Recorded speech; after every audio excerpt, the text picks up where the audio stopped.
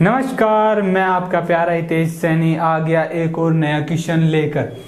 कुछ भैया कमेंट कर रहे थे कि आप जो क्वेश्चन लाते हो वो रैंडमली ऐसे उठा कर ले आते हो।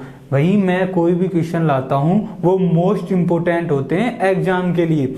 अब देखो इस क्वेश्चन को देख लो जो 2025 में पूछा गया है। अब तुम तो विश्वास करोगे नहीं, है ना। अब देखो इस पेपर में देखो, इस पेपर को देखो, ये पेपर कौन सा है 2025 जो अब पूछा गया था 2025 में। और देखो 3.5 घंटे का पेपर था और मैथ का। और इसका देखो,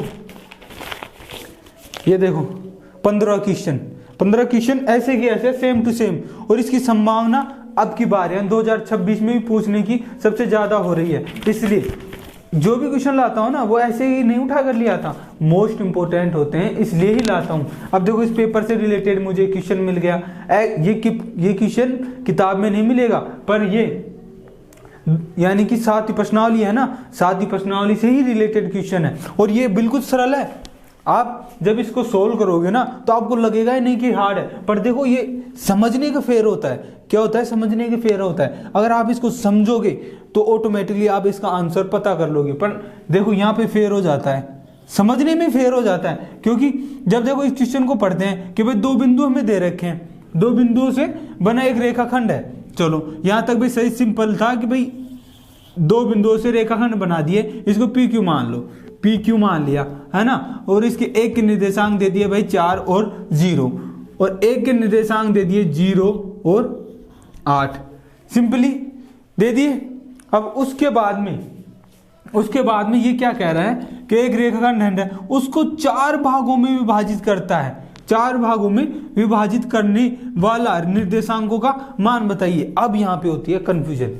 और वो 4 भागों में यानी कि 4 पॉइंट है बीच में, ऐसे कोई 4 पॉइंट है नहीं, ऐसे कोई 4 पॉइंट नहीं है। ये क्वेश्चन में ऐसा कहना चाह रहा है कि वो समान 4 भागों में, यानी कि पॉइंट तो 3 हो जाएंगे।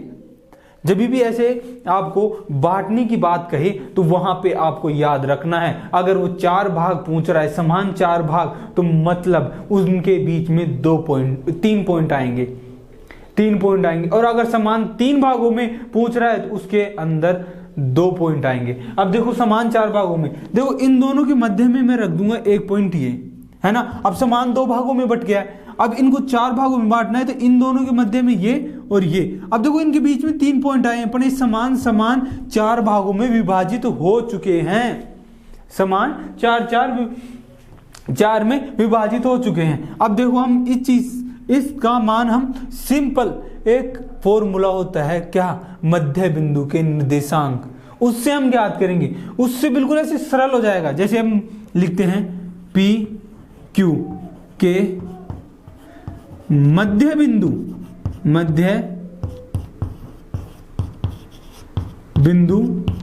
के निर्देशांक। अब देखो मध्य बिंदु के निर्देशांक कौन सा है? मध्य बिंदु ये है x और y। और मध्य बिंदु के निर्देशांक से हम फॉर्मूले से क्या जानते हैं? x1 प्लस x2 बटा 2। इससे आ जाएगा x का मान और y बराबर y1 प्लस y2 बटा 2। इससे आ जाएगा y का मान, है ना। अब इनमें मान रखते हैं। देखो x का क्या हो गया 4 बटे 2, क्योंकि देखो 4 और 0 को जब जोड़ते हैं तो क्या आएगा 4 आएगा, है ना। और इनमें भाग देंगे तो क्या आएगा 2। y का मान जैसे इसमें क्या है 8 और 0, तो 8 प्लस 0 बटे 2 बराबर क्या आ गया 4। यानी कि इसके मान क्या आ गए 2 और 4। ये हो गया, है ना। मध्य बिंदु के निर्देशांक हमने काट दिए।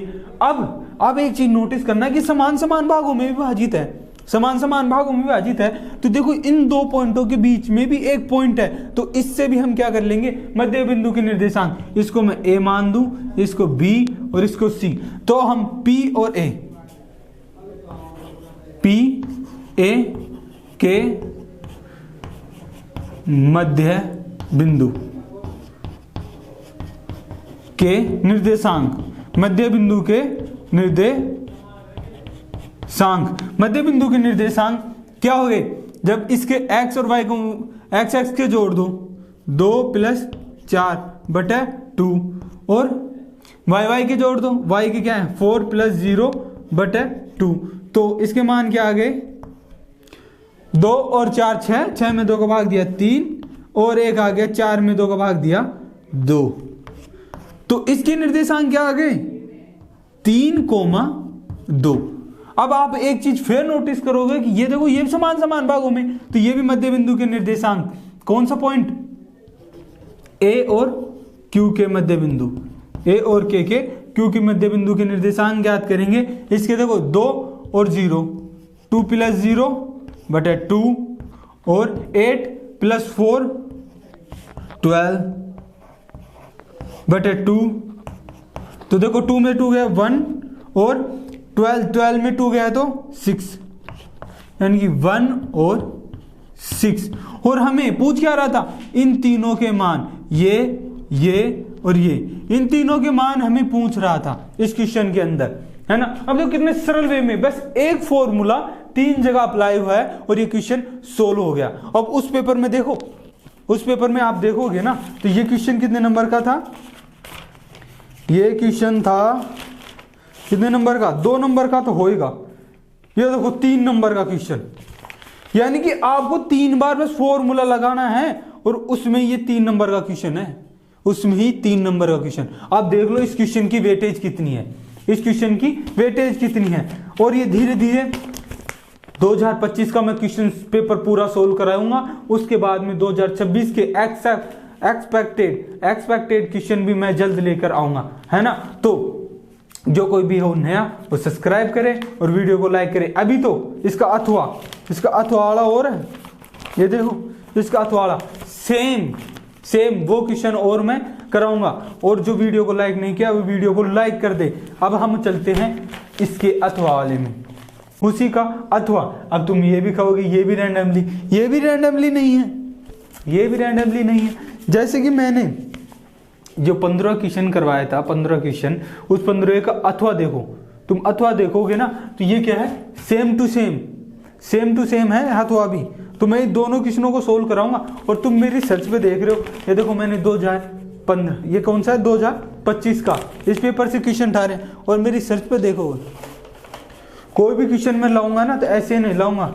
ये देखो ये कितना है, अब यहां से देखो 2019 का पेपर है और देखोगे और ये किसका है, ये 2022 का पेपर और देखोगे। ये देखो मैंने खुद के हाथ के हैंड एंड नोट, ये देखो क्वेश्चन, ये अर्धवार्षिक पेपर 2021-22। मतलब तुम ऐसे समझ लिए बस आ रहा है और नॉर्मली क्वेश्चन करा के जा रहा है, मतलब कुछ भी मेहनत कर नहीं रहा। देखो मेहनत है ना, मैं तो खूब कर रहा हूं। अगर तुम भी मेरे साथ मेहनत नहीं करोगे तो ये मेहनत बेकार जाएगी, ये मेहनत बेकार जाएगी।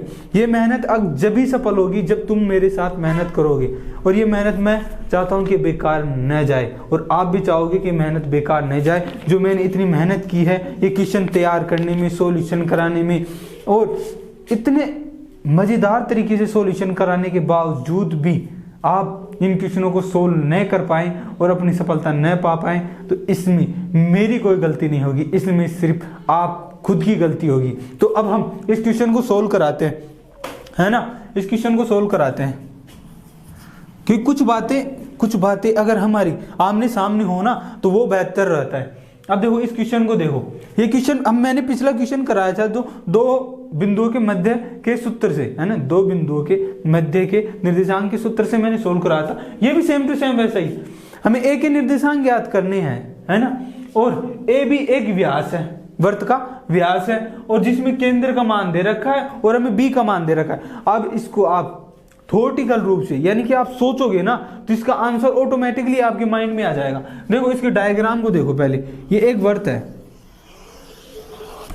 ये एक वर्त है, ये इसका केंद्र है, ये त्रिज्या होती है, आधी त्रिज्या होती है ना, तो पूरी क्या होती है व्यास। तो ये क्या हो गई ए और बी, और इसको मान लो ओ, कुछ समय के लिए ओ मान लो, है ना, क्योंकि केंद्र है ना। अब केंद्र के निर्देशांक हमें दे रखा है 2 और -3, 2 और -3 दे रखा है, बी के निर्देशांक दे रखा है हमें क्या 1 और 4। अगर अब एक चीज कॉमन सी चीज तो मैं वैसे ही पूछ लूंगा कि भाई ये दोनों समान है मतलब मध्य में है, मध्य में होता है ना केंद्र। अब ऐसे तो मत कहना कि भाई केंद्र वर्त के इस कोने में होता है, इस कोने में होता है, कोने में नहीं होता, क्या मध्य में होता है। कोई भी केंद्र होता है वर्त के मध्य में होते हैं, इतना सा कॉमन सेंस होगा, है ना। जब दो बिंदुओं के मध्य बिंदु के दे रखा है, हमें मध्य बिंदु दे रखा है, तो हम एक कोऑर्डिनेट ऑटोमेटिकली निकाल सकते हैं उसके मान उसके बराबर रखने के बाद, है ना। जैसे हम इसको सोल्व करें, ए बी के मध्य बिंदु,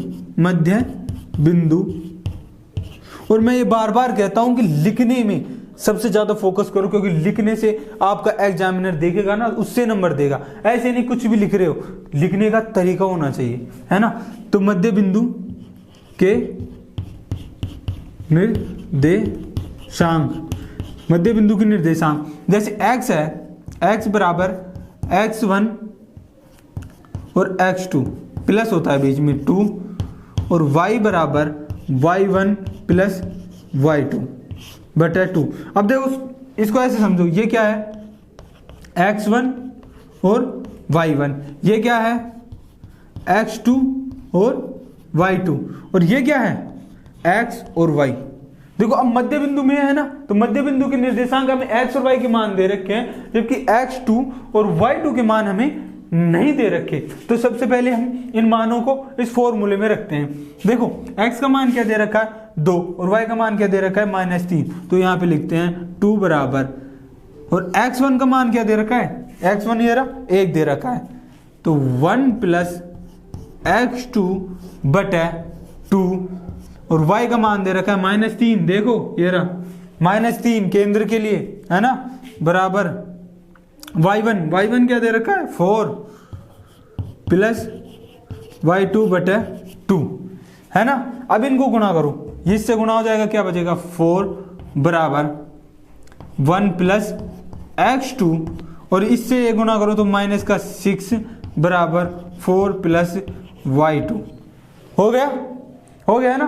तो अब देखो इसको इधर ले जाओ, तो यह क्या हो गया x2 बराबर ये इधर चला गया, तो 4 - 1 तो इक्वल्स टू 3, यानी x2 का मान हमारे पास क्या आ गया 3। अब देखो y का मान काटते हैं, ये इधर चला गया, क्या हो गया माइनस का हो गया, तो ये क्या हो गया y2 बराबर -6 -4 बराबर -10। अब आपको ऐसा शक हो कि नहीं मेरा मान तो गलत